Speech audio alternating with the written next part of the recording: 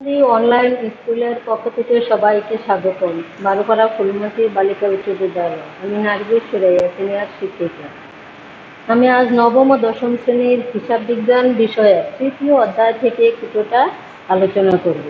তৃতীয় অধ্যায়টা হলো দুতরফা দাখিলা পদ্ধতি। দুতরফা দাখিলা পদ্ধতি কি? ইতালির প্রসিদ্ধ গণিতবিদ লুকা পেসিওলি 1494 খ্রিস্টাব্দে আর্থিক ঘটনাবলী সঠিক ও সুচারুভাবে লিপিবদ্ধ করার একটি পদ্ধতি বর্ণনা করেন। উক্ত পদ্ধতিটি দুতরফা দাখিলা পদ্ধতি নামেই পরিচিত। দুতরফা দাখিলা পদ্ধতি হিসাব রক্ষণের একমাত্র নির্ভরযোগ্য, বিজ্ঞানসম্মত ও পূর্ণাঙ্গ পদ্ধতি হিসাবেই প্রতিষ্ঠিত। এই পদ্ধতিতে প্রতিটি লেনদেনের দ্বৈত সত্তার কথা উল্লেখ করা হয়েছে। প্রতিটি লেনদেনে দুই বা ততোধিক হিসাব খাত থাকে। এই হিসাব খাতগুলি দ্বৈত সত্তায় লিপিবদ্ধ করা হয়। একটি হলো ডেবিট, অপরটি হলো ক্রেডিট। দুতরফা দাখিলা পদ্ধতির মাধ্যমে লেনদেনের দুটি পক্ষ অর্থাৎ ডেবিট ও ক্রেডিট পক্ষ লিপিবদ্ধ করা হয়। এই পদ্ধতিতে প্রতিটি ডেবিট লিখনের জন্য সমান অর্থের ক্রেডিট লিখতে হবে। ফলে বছরের যে কোনো সময় হিসাবের মোট ডেবিট টাকার অঙ্ক মোট ক্রেডিট টাকার অঙ্কের সমান হয়। সঠিকভাবে হিসাব প্রণয়নের জন্য যে ব্যবস্থায় লেনদেনের দ্বৈত সত্তা যথাযথভাবে লিপিবদ্ধ করা হয় তাকে দুতরফা দাখিলা পদ্ধতি বলে। দুতরফা দাখিলা পদ্ধতির আজ আমরা অনুশীলনীর 2 নম্বর অঙ্কটা দেখো। আমরা বলছি 2 নম্বর অঙ্কটা দেখো। জনাব শহীদুল ইসলাম তার ব্যবসা প্রতিষ্ঠানে রিয়াদ এন্টারপ্রাইজের ব্যবসায়ী বিস্তারিত হিসাব সংরক্ষণ করেন না। 1 জানুয়ারি 2017 তারিখে তার ব্যবসায়ের মোট সম্পদ ও দায়ের পরিমাণ যথাক্রমে 50,000 টাকা ও 1,70,000 টাকা। উক্ত বছরে জনাব শহীদুল ইসলাম আরও 50,000 টাকা নতুন করে ব্যবসায় বিনিয়োগ করেন। উক্ত বছরে তিনি মোট 40,000 টাকা নগদ উত্তোলন করেন। 31 ডিসেম্বর 2017 তারিখে তার ব্যবসায় নিম্নোক্ত সম্পদ ও দায়সমূহ ছিল: নগদ 1,85,000 টাকা, আসবাবপত্র 1,80,000 টাকা, দেনাদার 1,30,000 টাকা, মজুত পণ্য 90,000 টাকা, ব্যাংক ঋণ 60,000 টাকা এবং পাওনাদার 55,000 টাকা। পরের প্রশ্ন, রিয়াদ এন্টারপ্রাইজের প্রারম্ভিক মূলধনের পরিমাণ নির্ণয় করো। 2 নম্বর প্রশ্ন, রিয়াদ এন্টারপ্রাইজের সমাপনী মূলধনের পরিমাণ নির্ণয় করো। 3 নম্বর প্রশ্ন, 2017 সালে জনাব রিয়াদ এন্টারপ্রাইজের লাভ ক্ষতির পরিমাণ নির্ণয় করো। আমরা দেখো কয়ের প্রশ্নটা বলছি রিয়াদ এন্টারপ্রাইজের প্রারম্ভিক মূলধনের পরিমাণ নির্ণয় করো। তাহলে আমরা জানি প্রারম্ভিক মূলধনের একটা সূত্র আছে।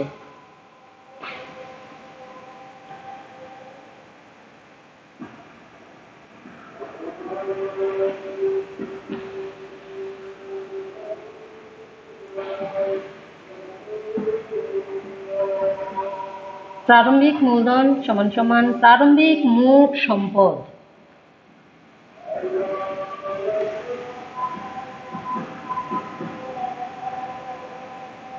প্রারম্ভিক মোট সম্পদ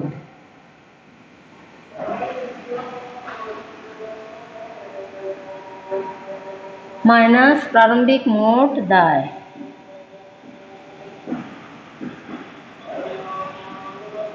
প্রারম্ভিক মোট দায়। প্রারম্ভিক মোট সম্পদ থেকে আমরা প্রারম্ভিক মোট দায় মাইনাস করলে আমরা প্রারম্ভিক মূলধন পেয়ে যাব।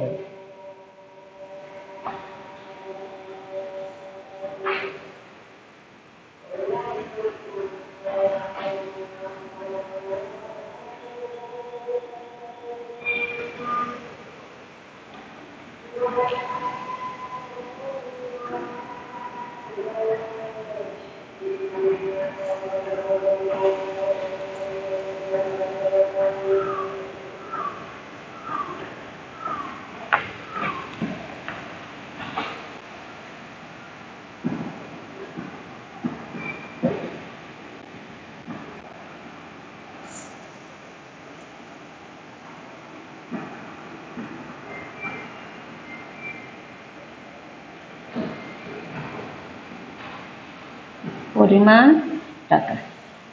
প্রারম্ভিক মোট সম্পদ, প্রারম্ভিক মানে 1 জানুয়ারি, এটা হলো আমাদের প্রারম্ভিক, আর সমাপনী হলো 31 ডিসেম্বর। তাহলে প্রারম্ভিক মোট সম্পদ এখানে আমাদের দেওয়া আছে 1 জানুয়ারি 2017 তারিখে তার ব্যবসায়ের মোট সম্পদ ও দায়ের পরিমাণ যথাক্রমে 5,50,000 টাকা এবং দায় আছে 1,70,000 টাকা। তাহলে আমরা এখানে লিখতে পারি প্রারম্ভিক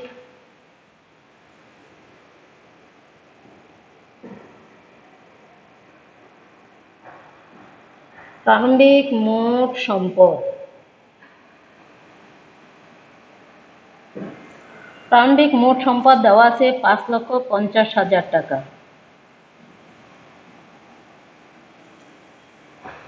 প্রারম্ভিক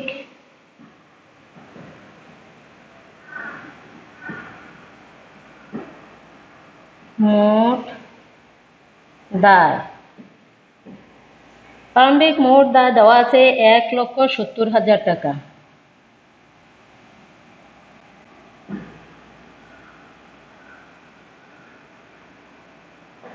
আমরা প্রারম্ভিক সম্পদ থেকে প্রারম্ভিক দায় মাইনাস করলেই আমরা পেয়ে যাব প্রারম্ভিক মূলধনের পরিমাণ।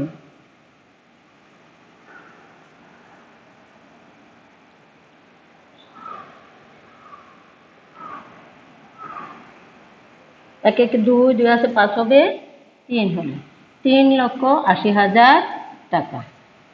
শিক্ষার্থী বন্ধুরা, তোমরা নিশ্চয়ই বুঝতে পেরেছ প্রারম্ভিক মূলধন মানে প্রারম্ভিক মোট সম্পদ মাইনাস প্রারম্ভিক মোট দায়। আমরা প্রারম্ভিক সম্পদ 5,50,000 টাকা দেওয়াই আছে, আর প্রারম্ভিক দায় হলো 1,70,000 টাকা। সেটা থেকে মাইনাস করাতে আমরা প্রারম্ভিক মূলধনের পরিমাণ পেয়ে গেলাম 3,80,000 টাকা।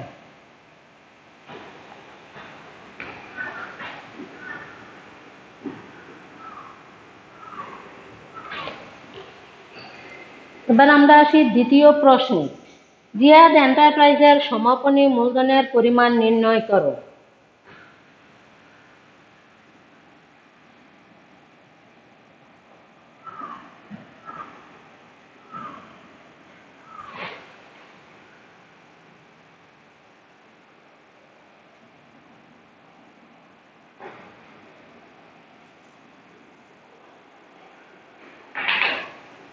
শিক্ষার্থী বন্ধুরা, আমরা সমাপনী মূলধন নির্ণয় করার সূত্র হলো সমাপনী প্রারম্ভিক মোট সম্পদ মাইনাস সমাপনী প্রারম্ভিক দায়।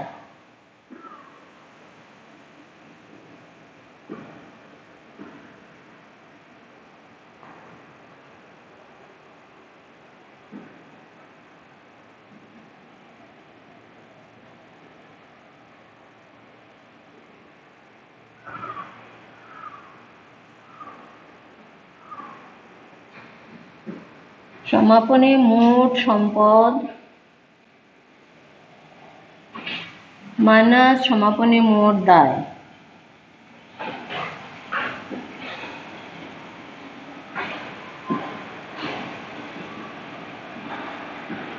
মোট দায়, তাহলে আমরা সমাপনী সম্পদ থেকে সমাপনী দায় দিলে আমরা বিয়োগ দিলে পেয়ে যাব সমাপনী মোট মূলধন। তাহলে এখানে সমাপনী সম্পদ দেখো বছরের শেষ দিকে দেওয়া আছে 31 ডিসেম্বর 2017 তারিখের মধ্যে তার ব্যবসার নিম্নোক্ত সম্পদ ও দায় সমূহ ছিল। তাহলে প্রথমে দেখো আমরা সম্পদ কোনগুলা,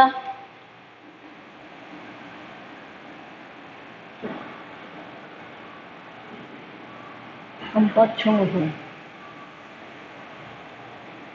নগদ,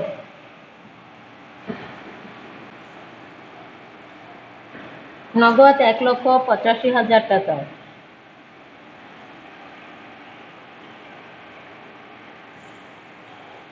আসবাবপত্র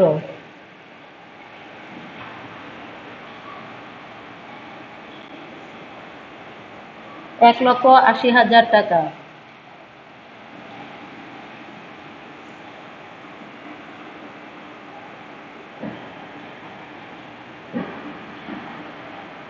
দানাদার 1,30,000 টাকা।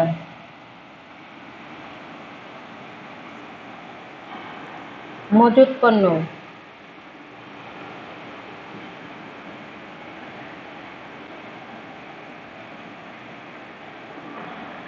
90,000 টাকা। আমরা মোট সম্পদগুলি যোগ করে নেই।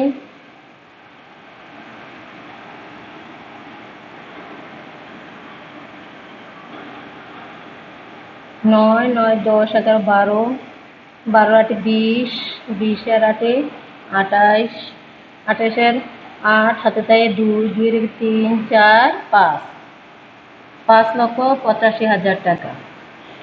মোট ডাল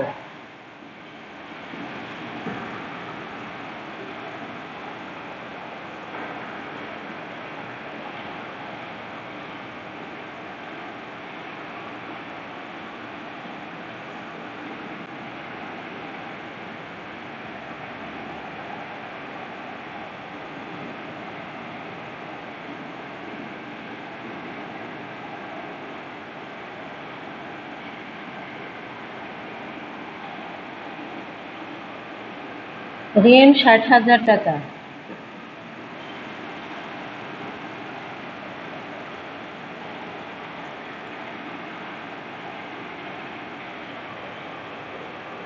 পাওনাদার 55,000 টাকা।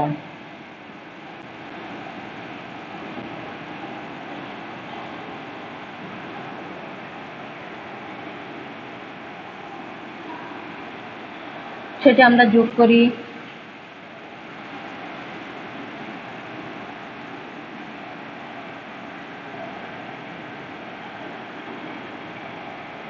সম্পদ, পাওনাদার এবং ঋণ যোগ করে আমরা পেলাম 1,15,000 টাকা। সম্পদ আছে 5,85,000 টাকা, সেটা থেকে আমরা মাইনাস করলে পেয়ে যাব সমাপনী মূলধনের পরিমাণ।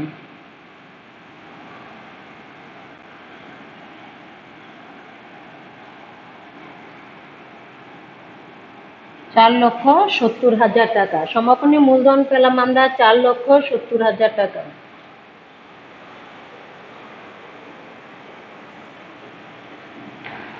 শিক্ষার্থী বন্ধুরা খেয়াল করো, সমাপনী মূলধনের সূত্র হচ্ছে সমাপনী মোট সম্পদ মাইনাস সমাপনী মোট দায়। সমাপনী সম্পদ আছে নগদ, আসবাবপত্র, দেনাদার, মজুত পণ্য। 3টা টাকা 4টা টাকা যোগ করে আমি পেলাম 5,85,000 টাকা। আর সমাপনী দায় আছে ঋণ আর পাওনাদার, আমরা 2টা যোগ করে পেলাম 1,15,000 টাকা। 5,85,000 থেকে 1,15,000 টাকা মাইনাস করে আমরা পেলাম 4,70,000 টাকা সমাপনী মূলধনের পরিমাণ। এবার দেখো আমরা গয়ের উত্তরে যাই। 2017 সালে জনাব রিয়াদ এন্টারপ্রাইজের লাভ ক্ষতির পরিমাণ নির্ণয় করো।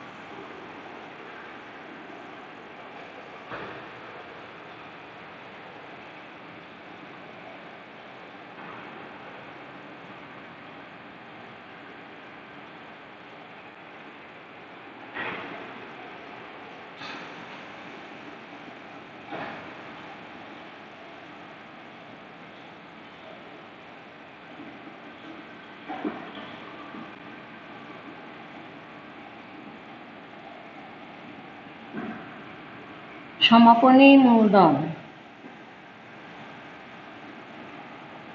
প্লাস উত্তোলন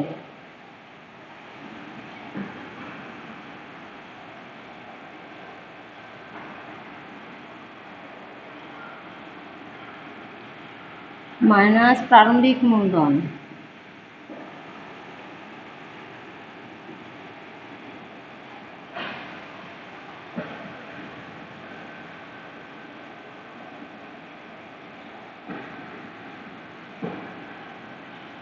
অতিরিক্ত মূলধন।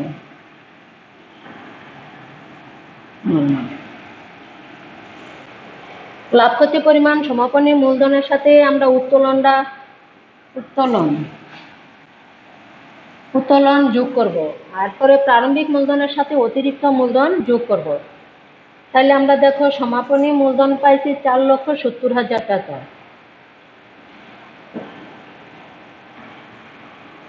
এটার সাথে আছে যোগ উত্তোলন। উত্তোলন আমাদের অঙ্কে দেওয়া আছে, দেখো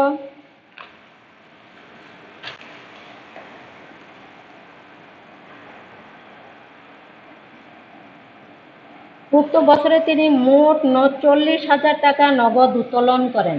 তাহলে এটার সাথে আমরা 40,000 টাকা যোগ করে নেব।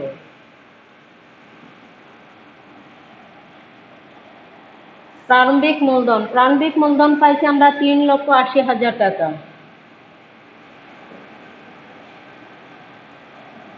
প্লাস এটার সাথে হবে অতিরিক্ত মূলধন। উক্ত বছরে শহীদুল ইসলাম আরো 50,000 টাকা নতুন ব্যবসায় বিনিয়োগ করেন।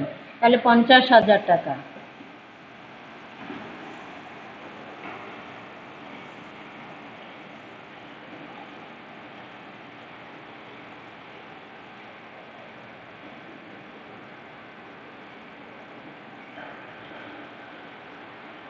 $5,10,000 টাকা।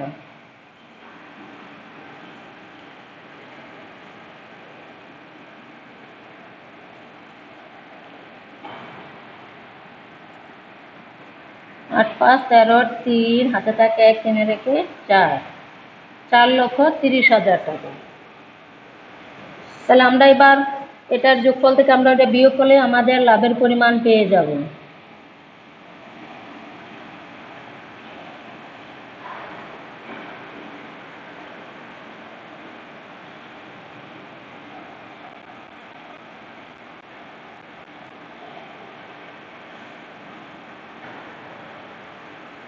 আট হাতে থাকে 1 টেনে রেখে 5, 80,000 টাকা। 3 শূন্য 4 শূন্য 3